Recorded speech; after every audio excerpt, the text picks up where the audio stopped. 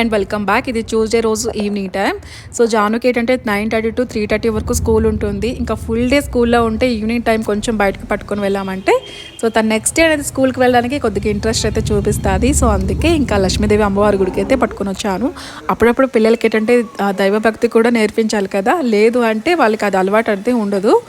ఇంకా ఇంటికి వచ్చిన తర్వాత పన్నీర్ పులావ్ అయితే చేసేసాను. సో కొన్ని వెజిటేబుల్స్ అయితే లేవండి, అందుకే కొంచెం సోయా, ఆలు, గ్రీన్ పీస్ అయితే వేసేసి కొన్ని పన్నీర్ పీసెస్ అయితే యాడ్ చేసేసి పులావ్ చేసేసాను. ఇంకా జానుకి ఏంటంటే లంచ్ బాక్స్లో ఏంటంటే ప్రోటీన్ ఫుడ్ అనేది పిల్లలకి చాలా మంచిది కదా.